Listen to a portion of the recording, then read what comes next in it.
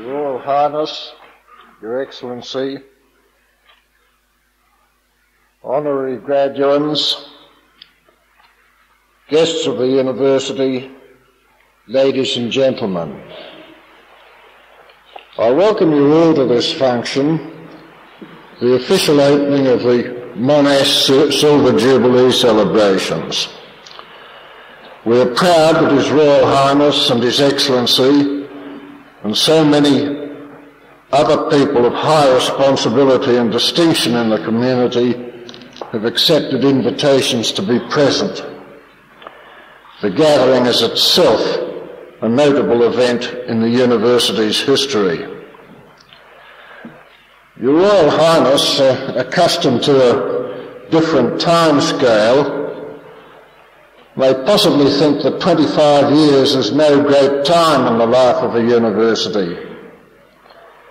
Indeed, if the 800 years of existence of the oldest universities is equated to a human lifespan of 100 years, we're now the equivalent of 3 years old. However, in our actual 25 years, we have made rather more physical and, I hope, intellectual progress than the analogy suggests. In those years, much work has been done by a large number of men and women. One theme of today's gathering is the public recognition of the length and quality of the contributions of some of them. While today we specifically honour men and women who have served the university for the 25 years which we celebrate, we must also remember that there were very many others who, for some part of those years, assisted in the running and development of the university. The Act of Parliament which established Monash University received royal assent on the 15th of April 1958. In the following month, the university was incorporated and its legal existence began.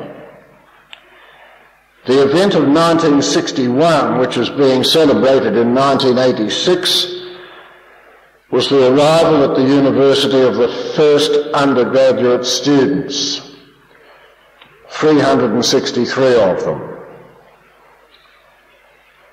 During the period 1958 to 1961, Sir Henry Bolte was Premier of Victoria, and he in fact opened the university. We're delighted that he is with us today. I should tell you that the present Premier, Mr. John Cain, is abroad, but he is appropriately represented here by his Minister for Education, Mr. Cathey. At the start, the affairs of the university were in the hands of an interim council headed by Sir Robert Blackwood, who later became the first Chancellor. That council appointed Sir Lewis Matheson as the first Vice-Chancellor. The fact that both Sir Robert and Sir Lewis were distinguished engineers has had, and will continue to have, a significance for Monash. Sir Lewis is with us today, welcome as always. But sadly only one other member of the interim council is here, Dr. Ian Langlands. To return to the undergraduates of 1961, 67 of them graduated at our first graduation ceremony on the 8th of April 1964. That ceremony was held in the basement locker room of the Menzies building. The first of those undergraduates to receive his testama was Brother Michael Lynch, Bachelor of Economics, who is here today from Tasmania and we welcome him. As time has moved on, we have conferred nearly 42,000 degrees, and our present enrolment of students is 13,520. In each year, about 2,000 undergraduates receive their first degrees. It would be churlish not to acknowledge that we owe a debt to Melbourne University. Many former members of their academic staff have come to teach here. Many other members of our staff have been and are Melbourne graduates. In the formative years, Melbourne was there as a model to be copied or departed from. We are very glad that Melbourne's Chancellor, Sir Douglas Wright, and the Vice-Chancellor, Professor David Kerr, are with us today. In fact, the Vice-Chancellors or acting Vice-Chancellors of all the Australian universities are here. And one former Vice-Chancellor of Monash should be mentioned, Professor Bill Scott, Vice-Chancellor 1976 to 1977. In fact, all the Vice-Chancellors in Monash's history are here. Sadly, only one of our former Chancellors is here, Sir Richard Eggleston. Let us then celebrate our Silver Jubilee, as we usually hear at graduation ceremonies, Gaudiamus. When we have done that, we shall resume the work that lies ahead for the next 775 years. I invite His Royal Highness to present university medals for 25 years' service.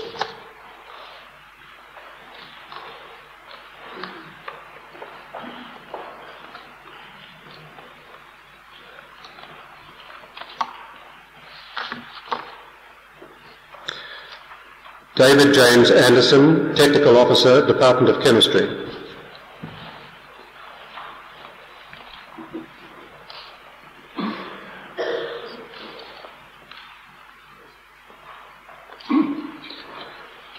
Leslie Bodie, Professor and Chairman, Department of German.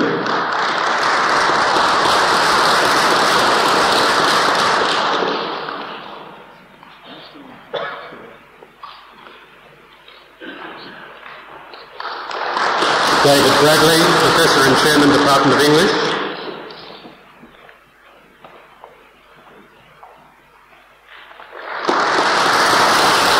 Ronald Clayton Brown, Professor and Chairman, Department of Chemistry.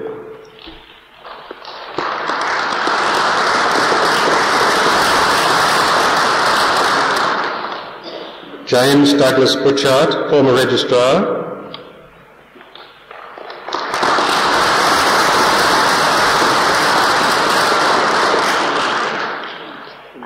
John Douglas Coral Crisp, Professor of Mechanical Engineering.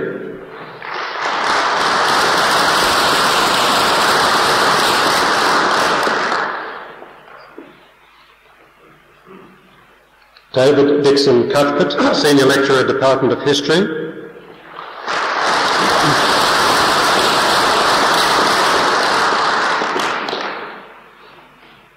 Joan Allison Dawson, Academic Services Officer.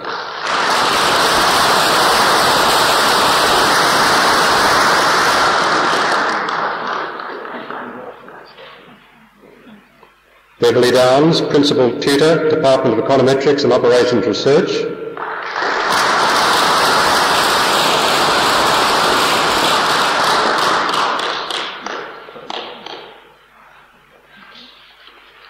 Eric Herbert Mitchell Ely, Director of the Graduate School of Environmental Science.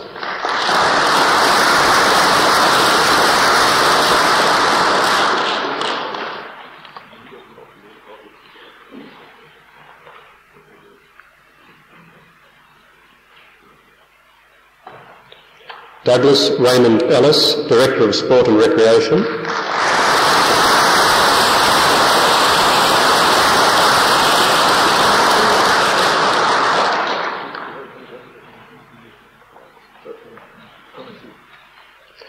James Thomas Guthrie, Laboratory Manager, Department of Zoology.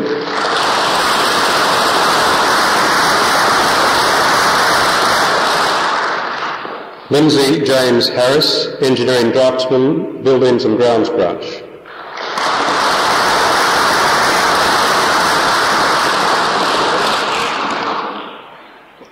Michael Loftus Heffernan, Senior Lecturer, Department of Chemistry.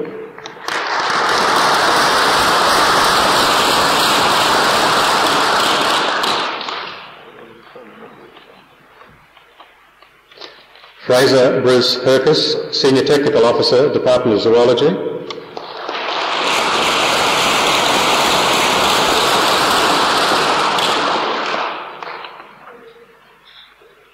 Raymond Frederick Horan, former Chief Technical Officer, Department of Physics.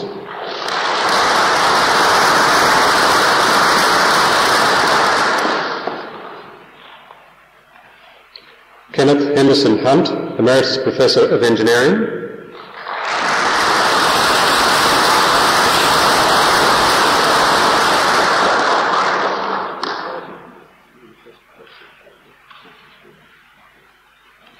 Ernst Keller, Reader in German.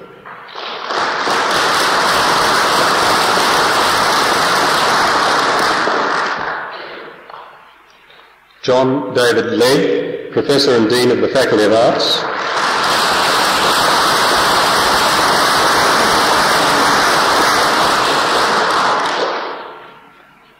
Beth Lyndon Lego, Administrative Officer, Sports and Recreation.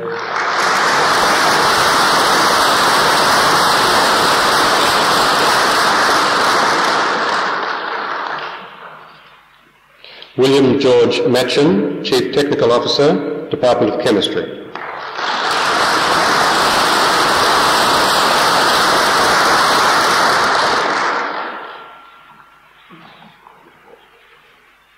Noel William Murray, Professor and Chairman, Department of Civil Engineering.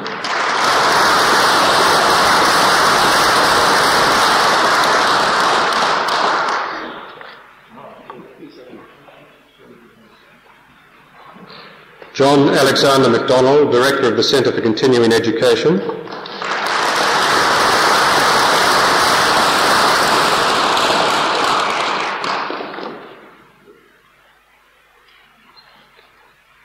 Rosemary Travis Nathaniels, Assistant Librarian.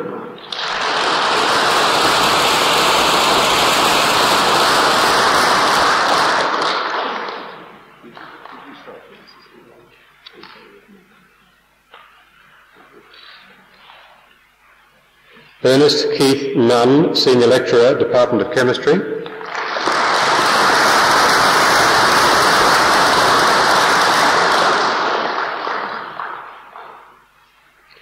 Kenneth Leslie Nusky, Chief Technical Officer, Department of Physics.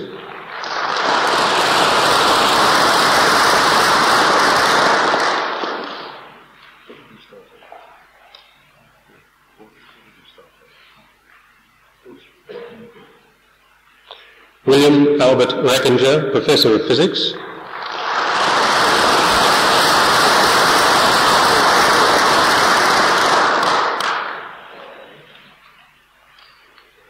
Mary Redmond, Lecturer, Department of French.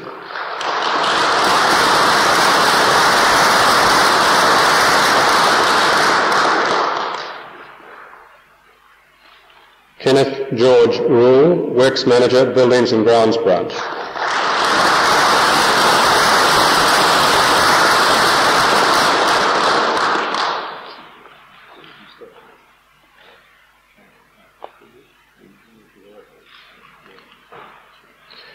Graham Calderwood Schofield, Professor and Dean of the Faculty of Medicine.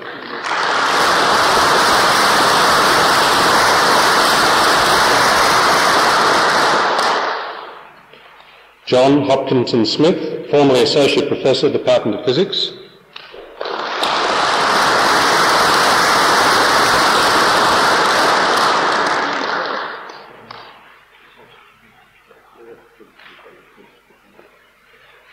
Adrian Maria Bernardus van der Bergen, Professional Officer, Department of Chemistry.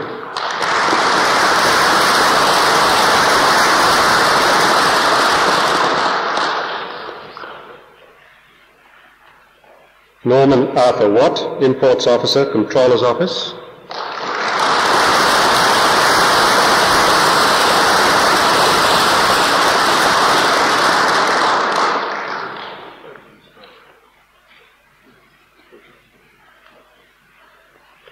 Kevin Charles Westfold, Professor and Deputy Vice-Chancellor.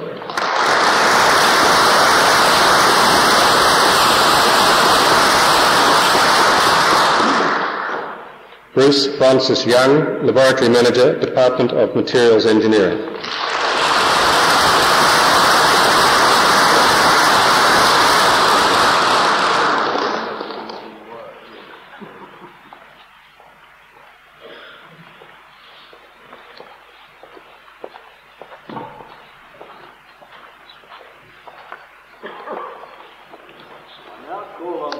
Chancellor to present candidates for honorary degrees.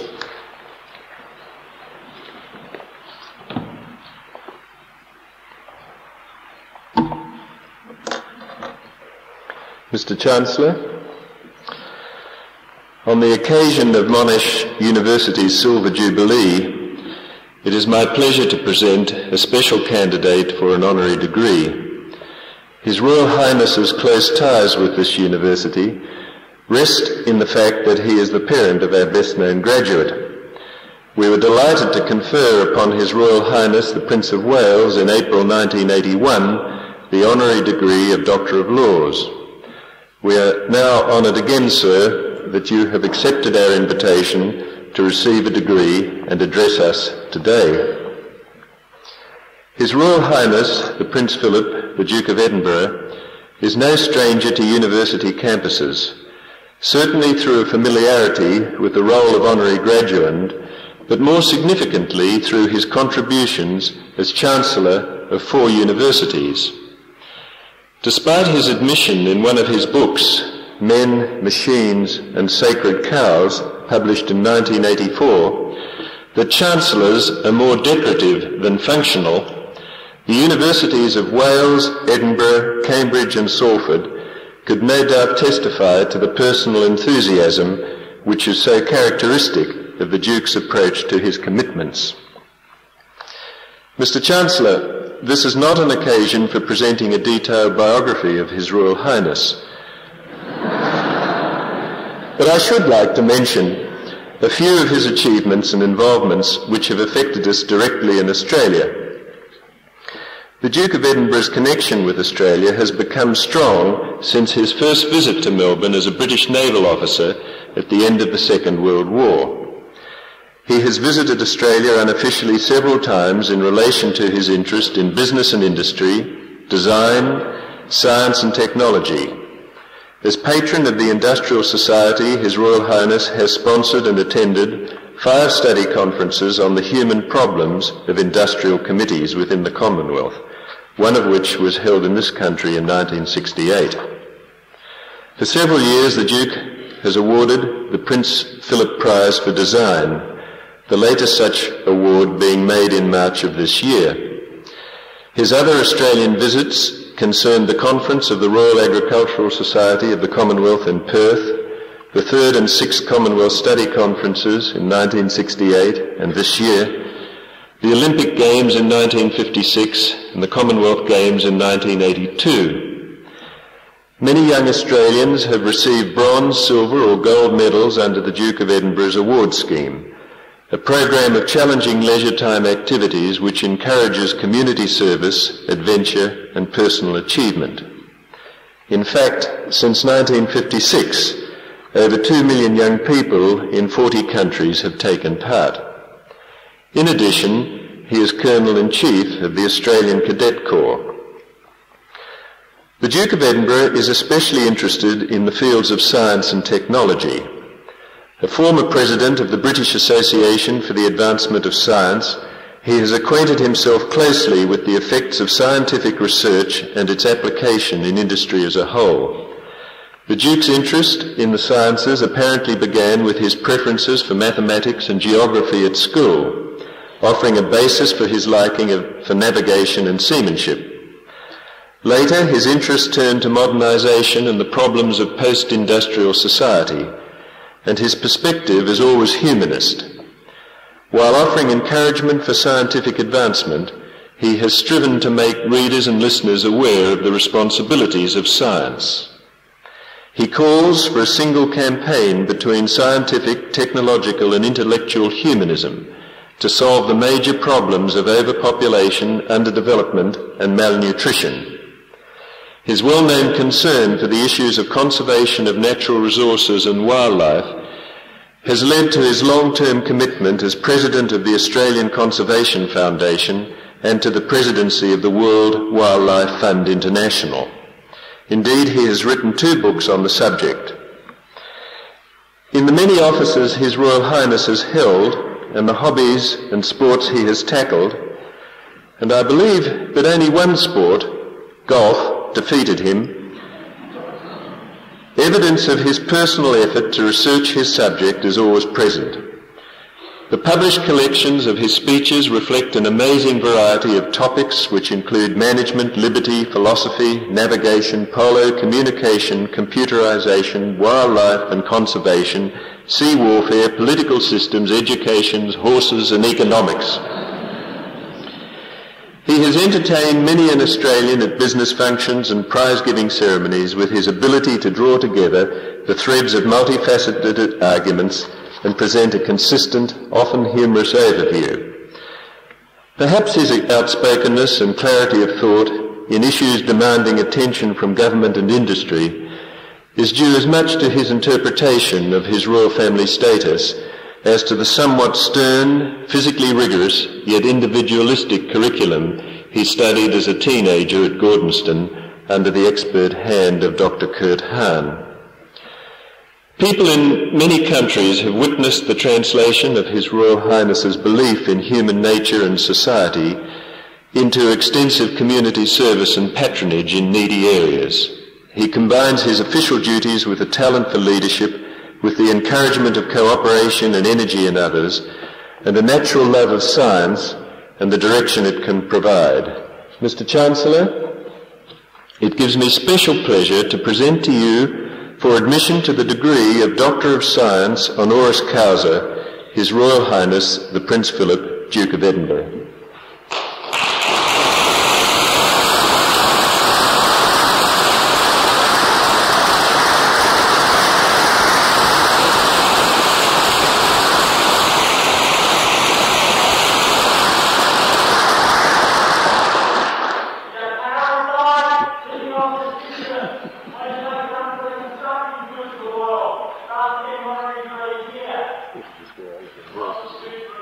Your Royal Highness, with the authority of Council, I admit you to the degree of Doctor of Science honoris causa of this university. I offer you my congratulations.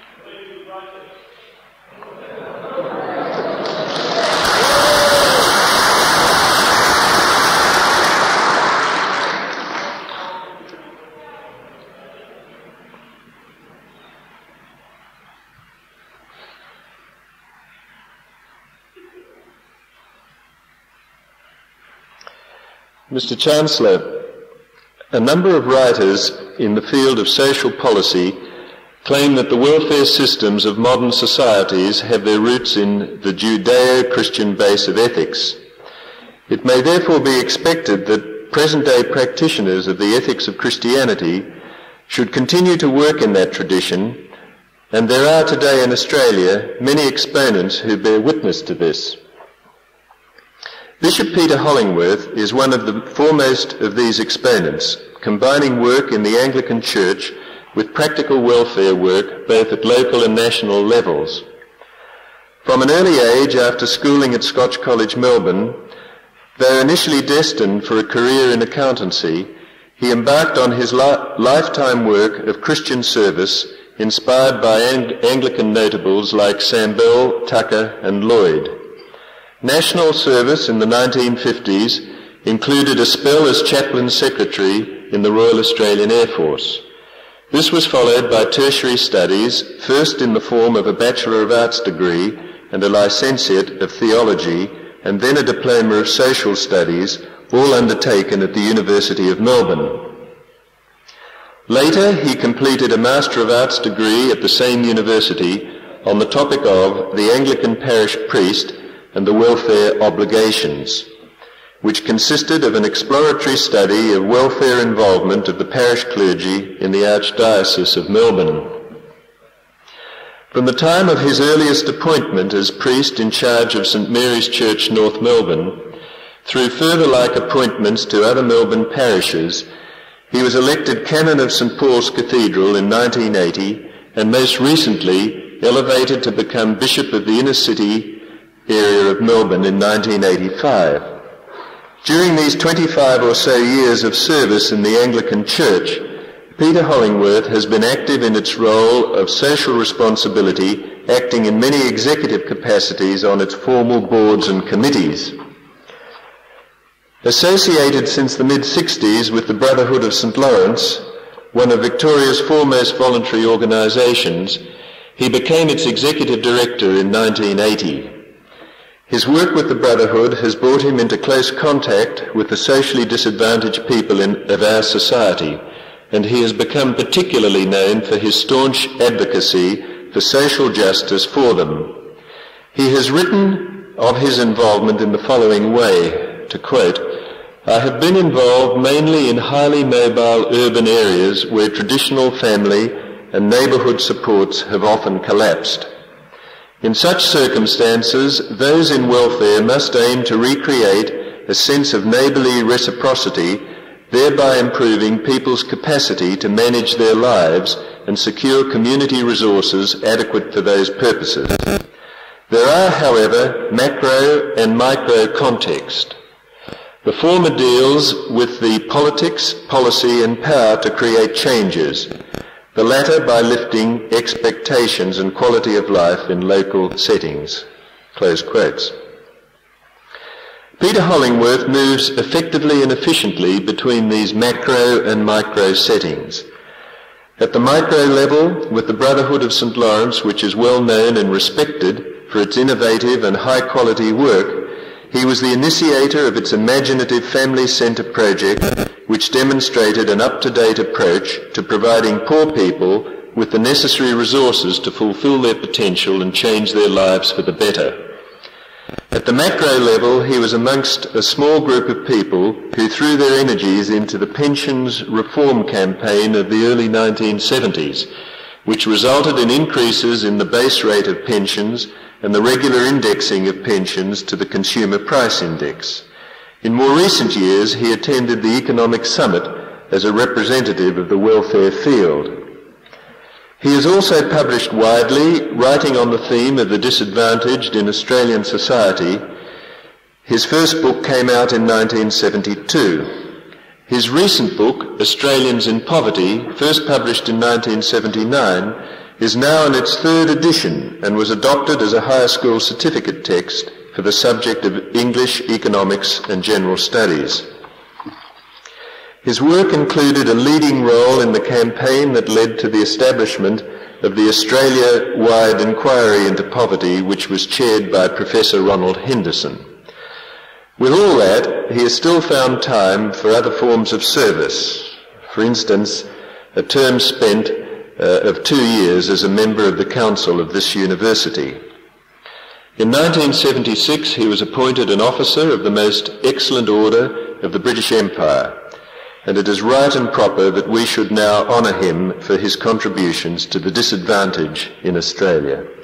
Mr. Chancellor, I have much pleasure in presenting to you for admission to the degree of Doctor of Laws honoris causa, Peter John Hollingworth.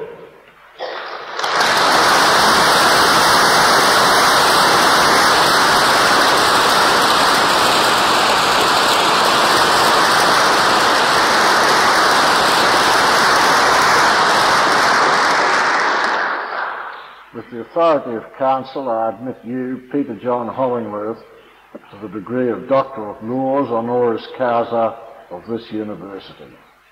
Doctor, that's your name.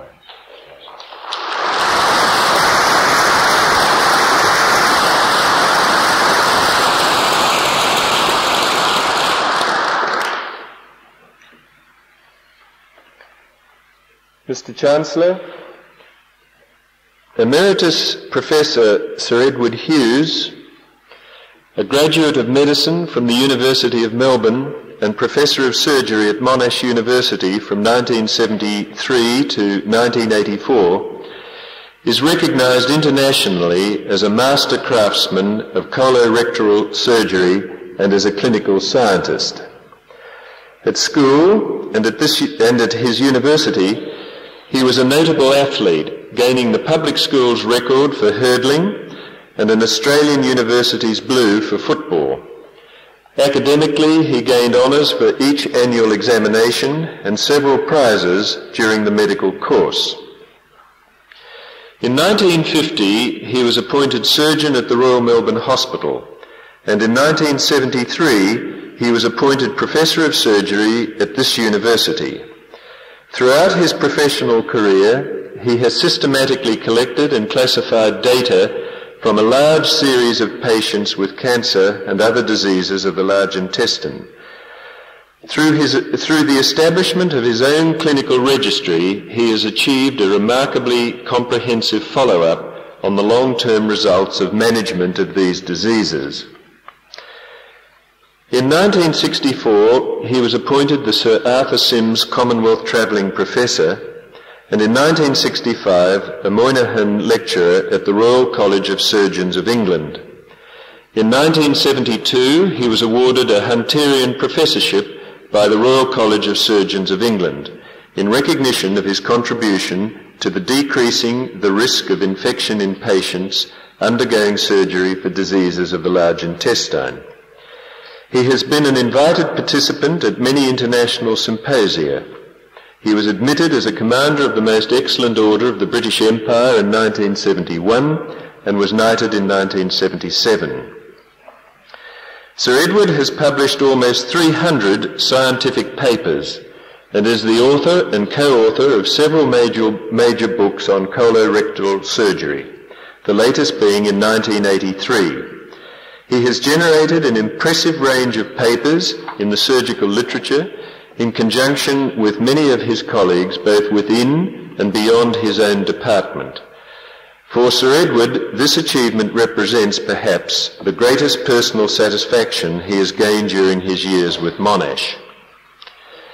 Sir Edward was one of the founders of the Road Trauma Committee of the Royal Australasian College of Surgeons and its first chairman from 1970 to 1975.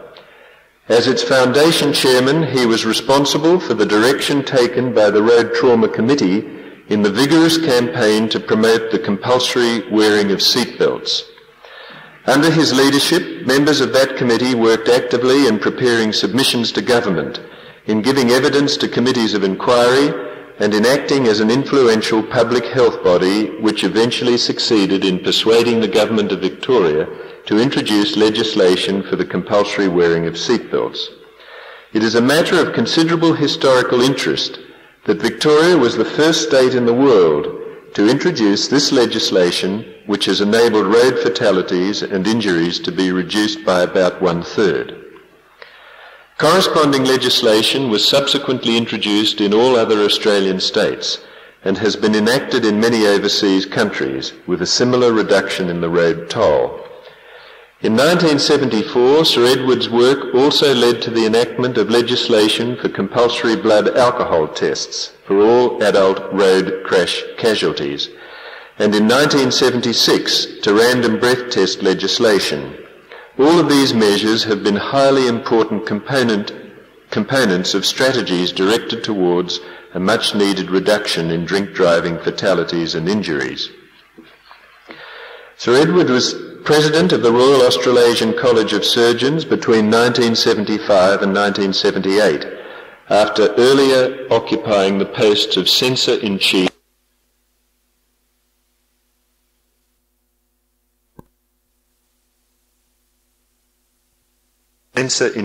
and Vice President.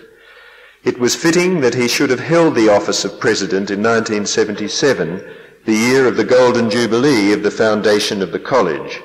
In that year, Sir Edward was awarded the Divine Medal, the highest honour the Council can bestow on a Fellow of the College, for meritorious service to surgery. Since 1979, he has been Chairman and Director of the Sir Robert Menzies Foundation, a foundation committed to research in the fields of health, fitness and physical achievement, and primarily responsible for the establishment of the Menzies School of Health Research at the new Northern Territory University in Darwin.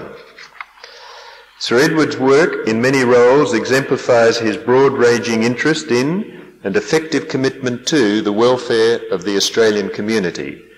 It is entirely appropriate that a professional lifetime of outstanding community service by a distinguished Australian, an eminent surgeon, and a generous colleague should now be recognised formally by the university to which he belongs. Mr. Chancellor, I have much pleasure in presenting to you for admission to the degree of Doctor of Laws honoris causa, Edward Stuart Reginald Hughes.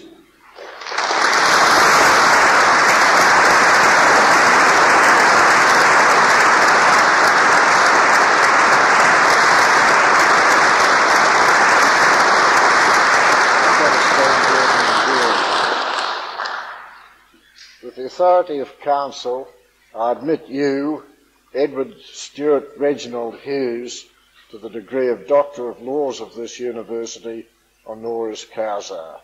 I congratulate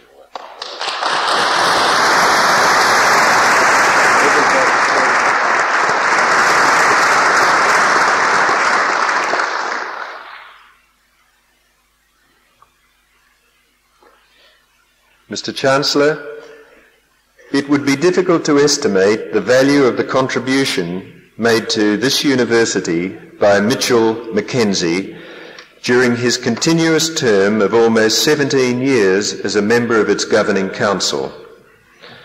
Initially appointed by the Governor and Council in October 1968 to fill a casual vacancy for a representative of agricultural, professional, industrial and commercial interests, Mr. McKenzie gave unstintingly of his time and energy to the university up to his retirement on the 2nd of July 1985, notwithstanding the extensive demands imposed upon him by the world of business. He served under the university's 4 chancellors and 3 vice-chancellors in the course of his term.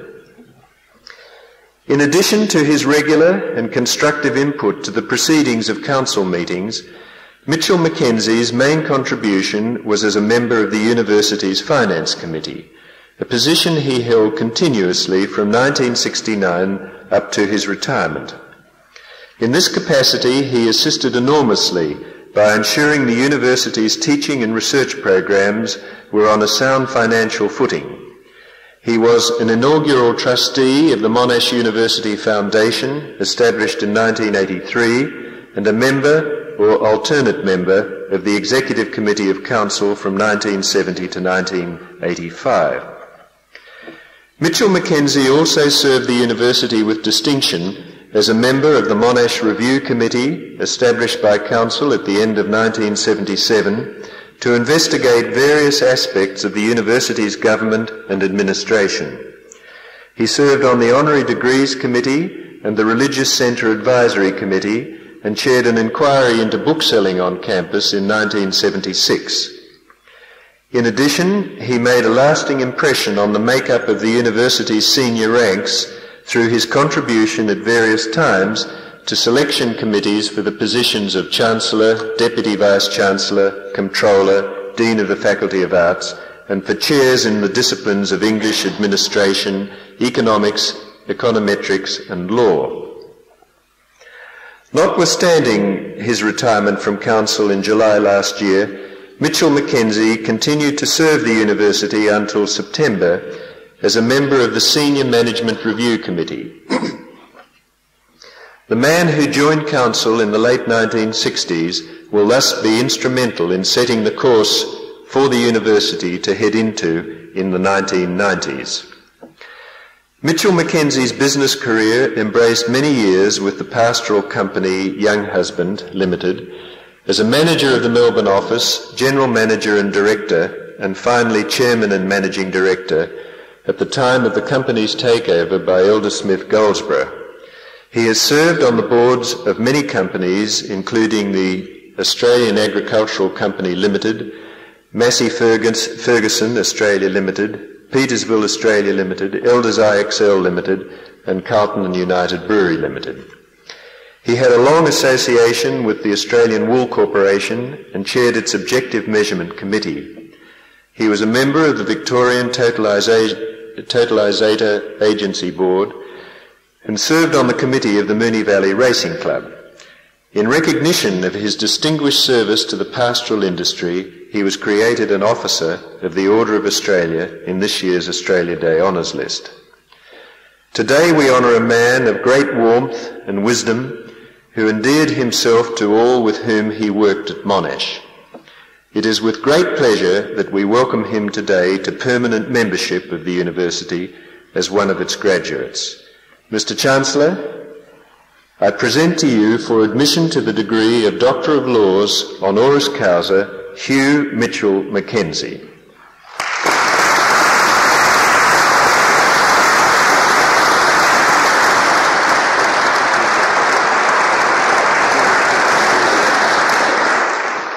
With the authority of council, I admit you, Hugh Mitchell McKenzie, to the degree of Doctor of Laws honoris causa of this university. And this time I got the reason.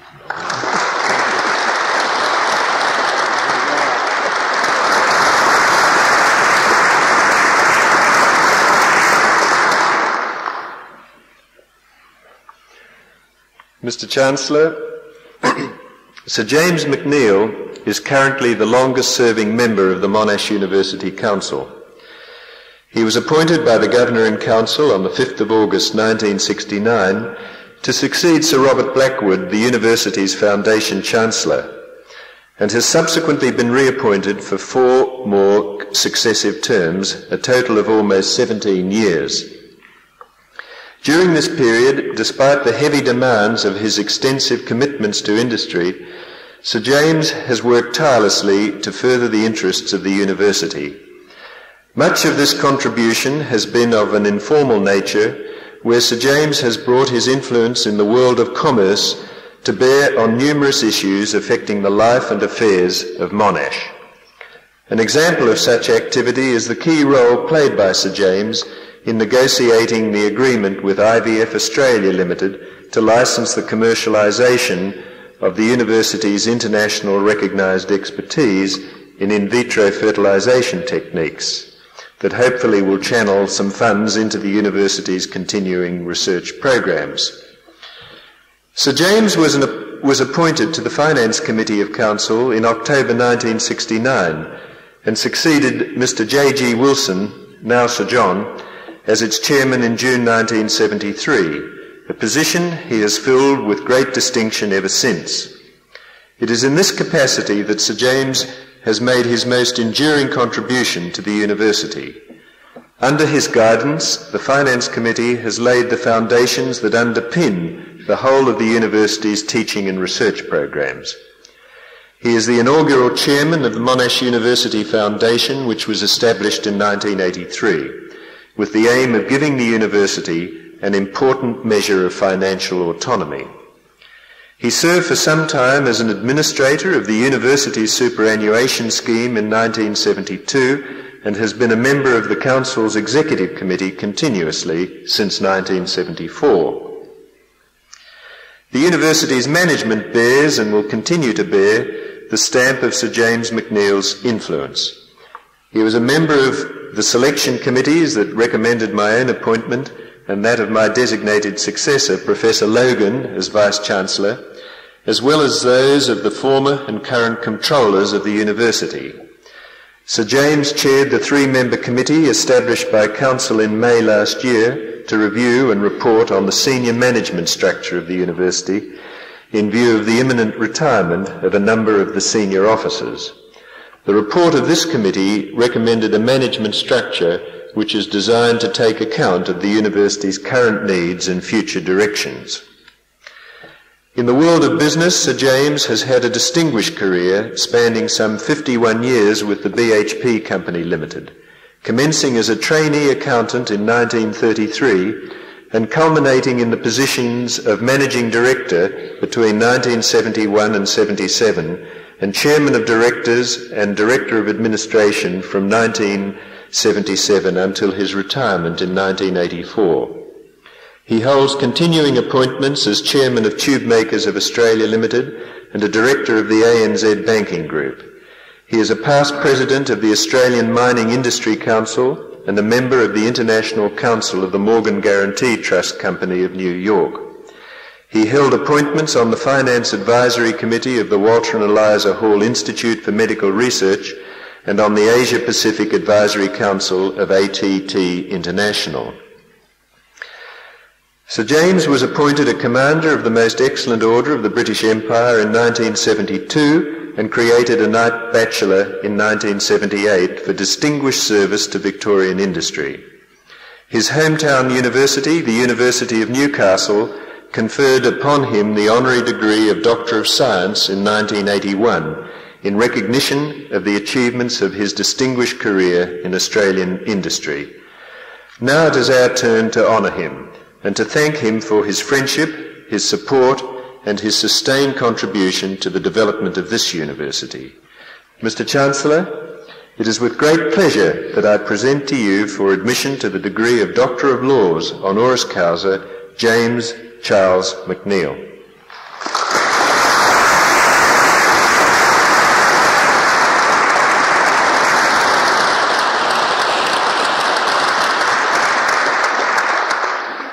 With the authority of Council, I admit you, James Charles McNeill, to the degree of Doctor of Laws honoris causa of this university.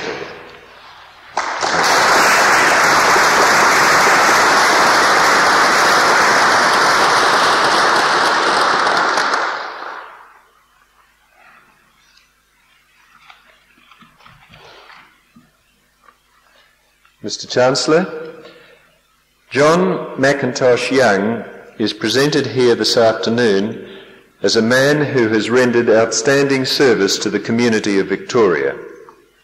Since 1979, he has been Lieutenant Governor and Chief Justice of the Supreme Court of Victoria. In this latter office, he has made large contributions to the development of the substantive law and to the ever-changing requirements of the administration of the law generally, and his court in particular. He has made it his practice to hear mainly appeals in the full court, with periodic tours of duty in first instance matters, to keep him in touch with new problems coming to the court and new forms assumed by old problems.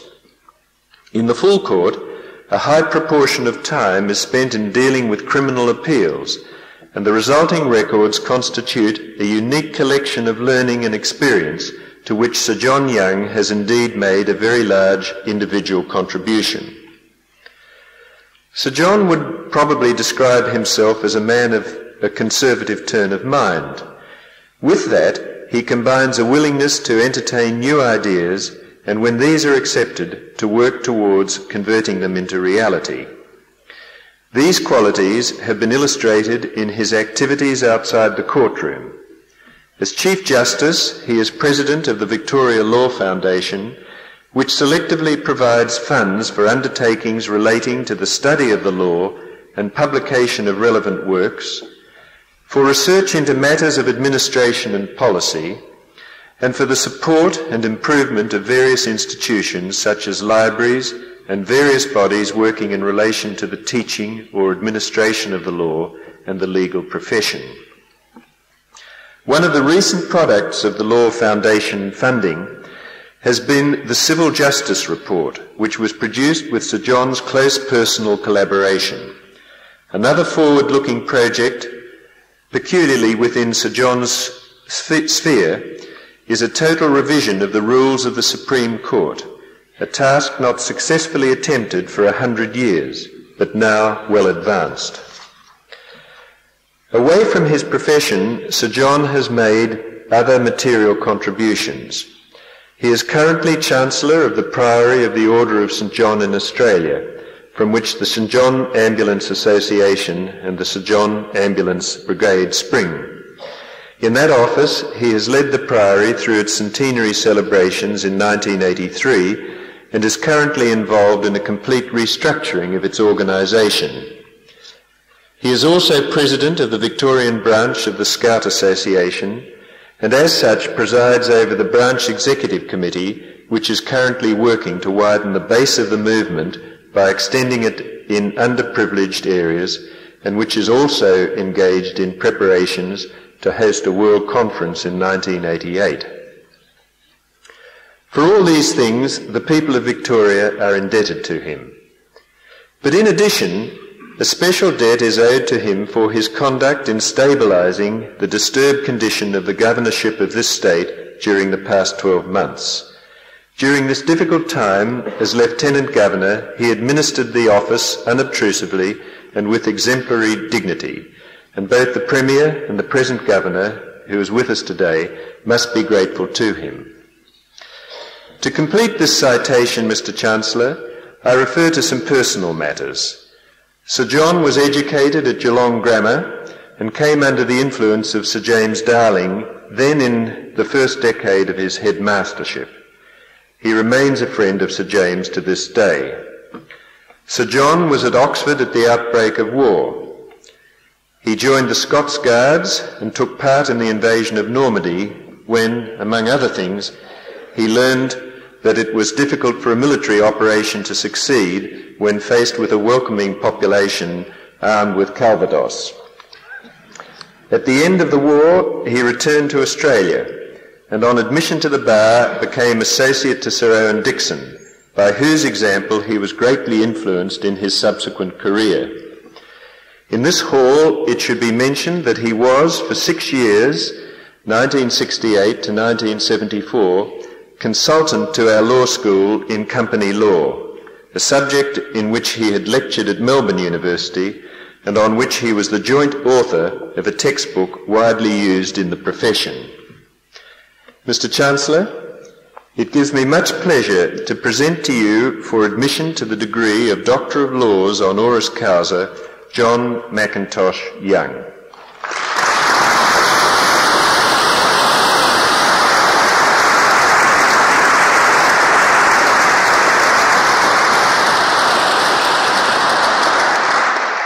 With the authority of Council, I admit you, John McIntosh Young, to the degree of Doctor of Laws honoris causa of this university.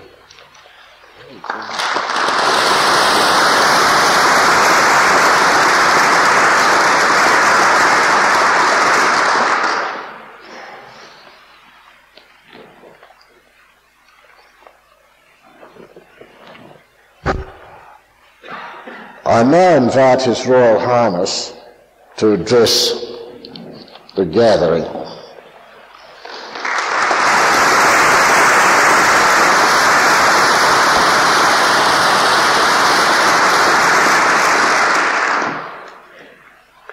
Mr. Chancellor, I think Australia must hold some sort of record for anniversary celebrations. Every time the Queen comes to Australia, it seems to be for some anniversary or other. No sooner have the reenactments of Cook's Landing begun to subside then plans are made for the celebration of the bicentennial of the arrival of the First Fleet. Only 2 months ago we were helping South Australia to celebrate 150th anniversary, and the Royal Australian Navy, their 75th anniversaries. And now here I am helping Monash University to celebrate its Silver Jubilee. What next, I wonder? I rather shudder to think, but I'm quite sure that there is some government department must have been charged with the responsibility of finding anniversaries to celebrate. And I have no doubt that there is a whole file to choose from. But perhaps I'm being rather unkind. But what I should be doing is offering my warmest congratulations to Monash University on reaching what in other circumstances would be known as the age of discretion. How this applies to a university, I'm not quite sure. After all, I think it would be reasonable to suggest that the moment it is opened, a university immediately becomes as old as the university system as a whole. So you can claim to be 800 years old if you feel like it. Neither do I know who or what precisely is the receiver of these congratulations. No doubt the Chancellor and the Vice-Chancellor will feel that they represent the university, but such very mature and distinguished persons can hardly be seen as appropriate recipients of congratulations on reaching the age of discretion. Now, it's hardly appropriate to congratulate the students. The original ones have long since departed and graduated, while the present ones will not be here very much longer. So I suppose really the people who ought to be congratulated today are all those people who received medals, and I'm very pleased to have been asked to present them. And of course the other pioneers who managed to bring this university into being. But the practical point about an anniversary is that it provides a good excuse for a celebration. And I'm very grateful and flattered at the invitation to inaugurate Monash University's Jubilee, a term which I assume is being used in the colloquial sense and not in the Old Testament sense. Now, while on the subject of gratitude, I have two further debts to pay. First, I'd like to repeat my thanks and appreciation to the university for allowing the opening of the sixth Commonwealth Study Conference to take place within its walls. And incidentally, as a Chancellor, I would never dream of correcting a Vice-Chancellor, but I think I ought to add something to what he said, because he did say that my first association with Australia was at the end of the war. It was, in fact, at the beginning of the war, when I came here in 1940. I just thought I'd add that vital piece of information. And it only strikes me that it's another, whatever it is, 4 years, and I should be able to say I was here 50 years ago. And second, I'd like to say how much I value the honorary degree which you've thought fit to confer on me. I may be a Chancellor of 3 universities. That's at any one time. It's true that I had a 4th at one stage. And I may have handed out more ordinary and honorary degrees than I care to remember. But I never attended a university as a student, so that even an honorary degree makes me feel slightly less deprived. And I say that more with intent to flatter than to convey the truth. As to my fellow graduates, I'm sure they all have their own reasons to be flattered and grateful for this mark of distinction, and I hope they will allow me to assume that I may thank the university on their behalf. Now, I've suggested that the only real point of an anniversary is that it provides an excuse for a party. However, I think there may be another point. It can also be used as an occasion to take stock, to compare purpose with performance, and to look at the whole function of tertiary education within contemporary circumstances. And these circumstances have been changing so quickly in recent years that some rethinking might well be worthwhile. I think it was Plato who said, "Nothing can be more repugnant to an ordinary mind than the thorough sifting of deep-seated, long-familiar notions." Well, there's obviously no such things as ordinary minds in a university. There should be no reluctance to sift familiar notions about structure and functions of a university. And I rather suspect that one of those functions, one of those notions, is that the accumulation of knowledge, together with scientific and technological progress, is in some way equivalent to higher standards of civilization. And this is patently not the case. I could quote many examples to illustrate my point, but I think the case of communications is as good as any. Telephones, telex, radio, films and television, audio and videotapes, and all the many new techniques for producing the written word have provided us with a more extensive and comprehensive system of communication than any previous generation has enjoyed. But can anyone seriously claim that all these sophisticated devices have done anything to improve the quality of the material being communicated? Can a word processor produce an Aristotle or a Shakespeare? There's no doubt that on the whole, greater knowledge has led to material progress, which in turn has allowed people to be healthier, to live longer, and has given them the chance to be more mobile. The practical infrastructure, such as water supply and energy, sewage and waste disposal, on which modern communities depend so heavily, has been steadily improving. Homes are better equipped, and information of all kinds is more freely available, at least to those people who enjoy living in a free society. And we're also capable of the most sophisticated technical achievements, witness all the developments in space. Now, the rate of this material progress, in spite of massive aid programs, has quite evidently not been evenly spread throughout all the world. There are many reasons for this, but it is sadly true that various forms of conflict and lack of stable government have not just delayed progress, they've been responsible for setting it back. Even so, taken as a whole, our general material progress all sounds marvellous, until you take a look at the way people are behaving.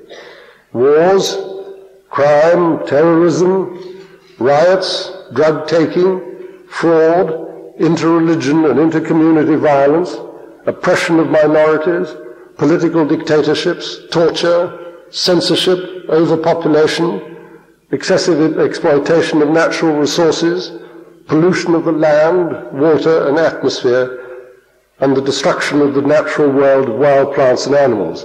The list is endless. Most of them are on the increase. Now, these are examples of the very opposite of civilized behavior. It's a catalogue of man's inhumanity to man, made all the more inhuman by the fruits of material progress. And such behavior can only be described as barbaric. No wonder that it seems to need the threat of nuclear annihilation to prevent the major powers being driven into war with each other. And incidentally, it's worth bearing in mind that an inanimate bomb can do no damage. The disaster can only be caused by human initiative. If civilization is simply a matter of material factors, perhaps we're doing very well. But I've always understood civilization to mean the complete environment in which people exist and have their being, including the way in which they treat each other. And the dictionary describes civilize as to bring out of barbarism, to enlighten, refine, and educate. Material progress may make the process of civilizing easier, but it cannot create civilization on its own. And you will notice that you have to be educated in the art of being civilized. It does not come naturally or by doing one's own thing. And if the purpose of universities is to educate, it obviously includes the purpose to civilize. And the future of human civilization, and indeed the continued human occupation of this planet, will depend primarily on the standard of human behavior, and only secondly on material progress. Now, this seems to raise the question, exactly what is it that governs human behavior? Is it possible to influence the behavior of individuals in any way? And is it morally right to try to do so? Now, the point about the last part of the question is that it suggests an answer to the whole question. To ask whether something is morally right implies that it is possible to know what is right and wrong, and that it can be right or wrong to do certain things and to behave in certain ways. The problem, it seems to me, is who is to decide what is right and what is wrong. Amongst animals and in very primitive societies, the question is resolved fairly simply by the need to survive. It is part of the evolutionary process.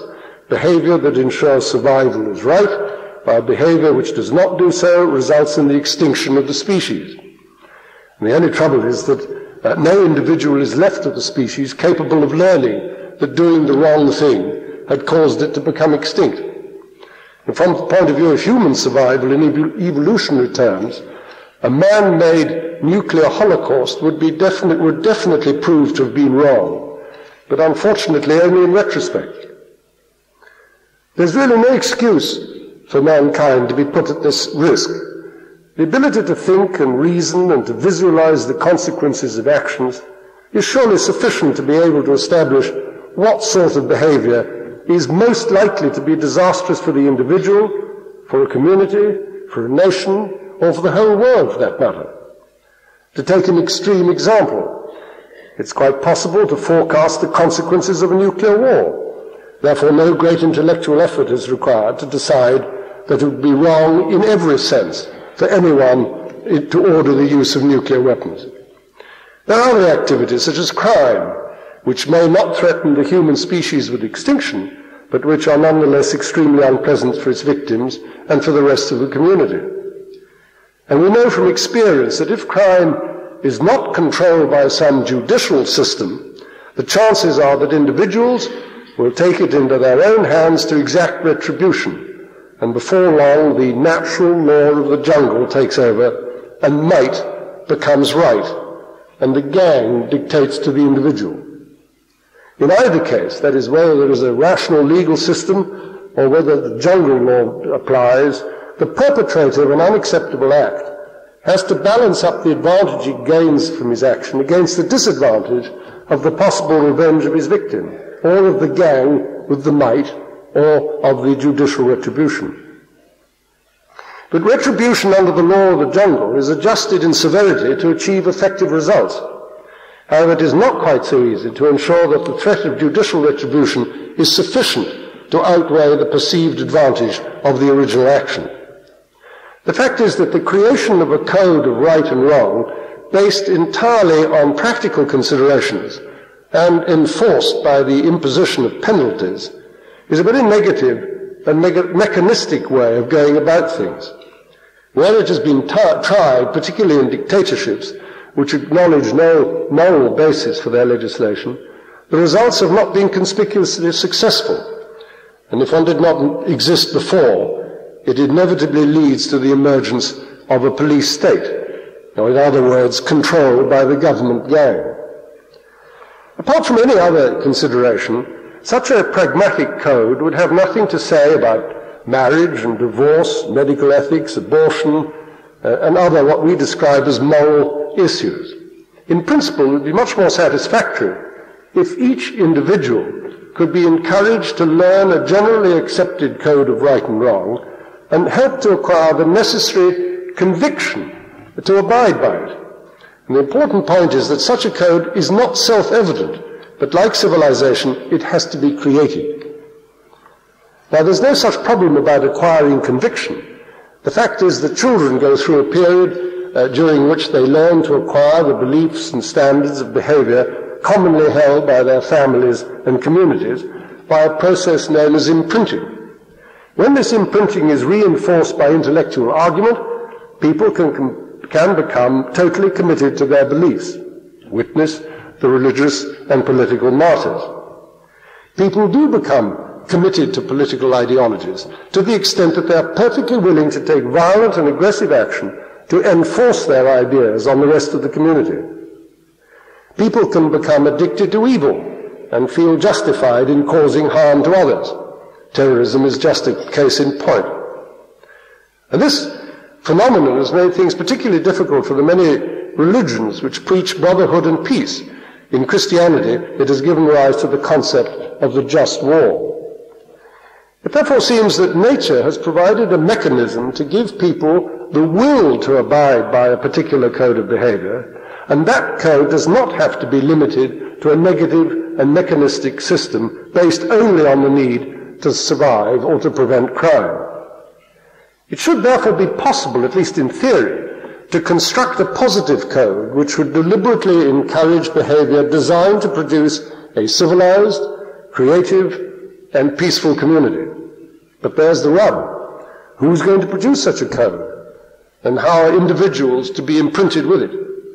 The great religions make an attempt at it, but their efforts tend to be frustrated by the moral standards of the so-called permissive society and by the fallacious idea that all religion-based morality is out of date.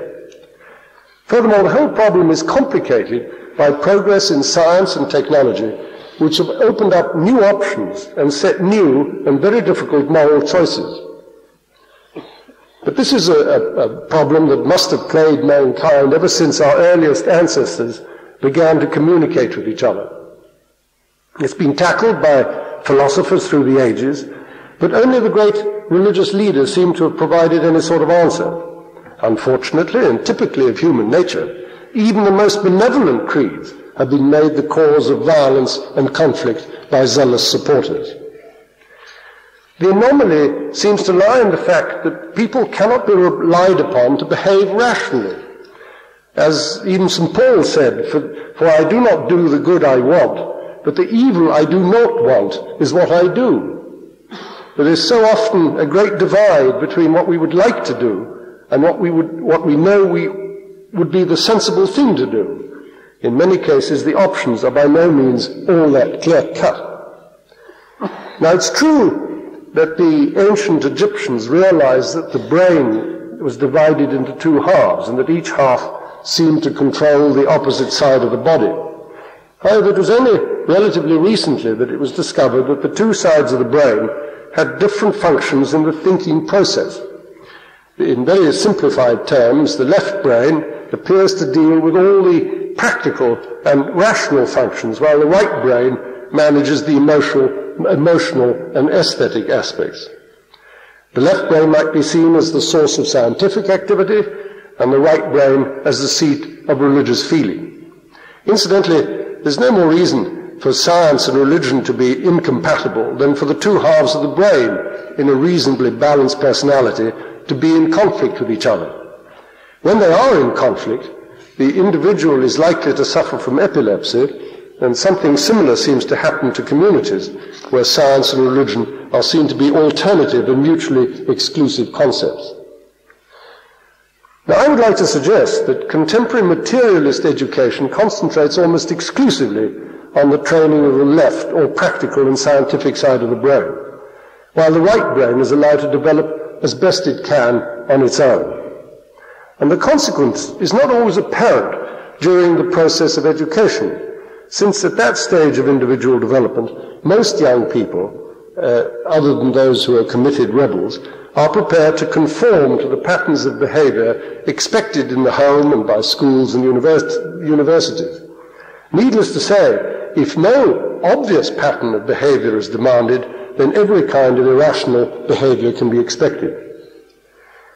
The real problem, it seems to me, comes later, when as adults they're confronted with choices and decisions which cannot just be made on the basis of practical considerations, but which also have to be made against their perception of right and wrong. If that perception has not been developed in any formal way, the chances are that decisions will be made entirely for selfish and pragmatic reasons, and as a result they can have unexpected and unwelcome consequences. And there's a further danger. It's quite evident that every one of us has something like an instinct for religion, or in other words, a capacity for commitment to ideas that are not necessarily based on pure reason and intellectual argument. Right brains that have not been educated in or exposed to what might be described as the benign or the benevolent religions or ideologies are therefore in a state of vacuum, which demands to be filled ever more insistently as it grows older, and the result is only too obvious. Such an empty right brain latches on to the first emotionally attractive idea that comes its way, what might be called the fringe religions, and all the other rather strange movements and trendy causes, which have been such a feature of life in recent years, have been cashing in on these ideological illiterates with great success, but often with tragic results for the converts and much unhappiness for parents. And when whole nations have been gripped by such malevolent ideologies, the consequences for the citizens have been catastrophic. Now, individuals who escape this fringe religion trap are likely to get caught in the net of self-indulgence, or they may convert either their profession or a leisure activity into a substitute for a religion. Now, St. Paul seems to have been aware of the need to give the right brain some sense of direction when he wrote, "All that is true, all that is noble, all that is just and pure, all that is lovable and gracious, whatever is excellent and admirable, fill all your thoughts with these things." Now, it's only such thoughts, and not on material progress, that our civilization depends. The question, therefore, is whether any organization that looks upon itself as a responsible educational establishment is doing its job properly if it ignores the need to give equal attention to both halves of the brain.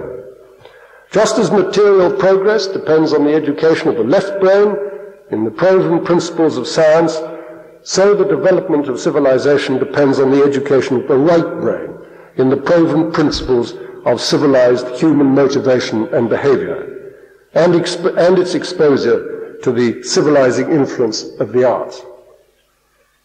If the right brain is not given a chance to develop a positive morality of right and wrong, we can look forward to the world being taken over by a bunch of technically competent barbarians, and you can rest assured that they will be capable of a great deal more damage than the primitive sort.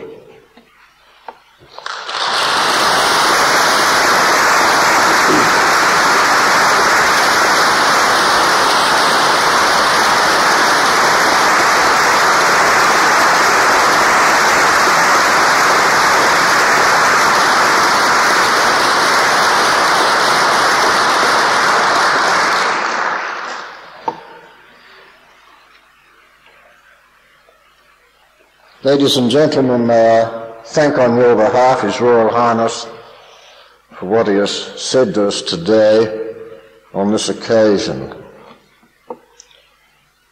It supports the thesis that I offered to you that there is much work for universities to do. It has been a great pleasure for the university to have had His Royal Highness here today. The fact that there was some noise which might not have been acclamation on his arrival and a little noise in here served as evidence that we do run a university here. If we had not shown that we had some dissidents, His Royal Highness might very well have wondered where he was.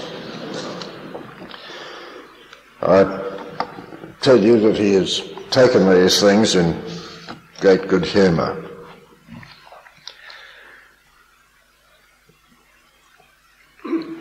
I would ask you to join with me in repeating the gratitude which you have already shown to His Royal Highness for his attendance and his address on this occasion.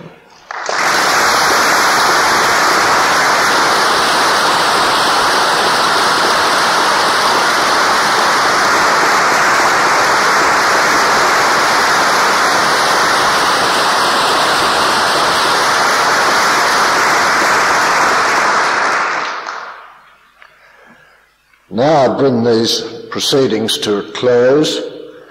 I would ask you to follow the practice of our ordinary graduation ceremonies and to stand at your seats as the procession leaves the hall and to remain at your seats until the procession is clear of the hall.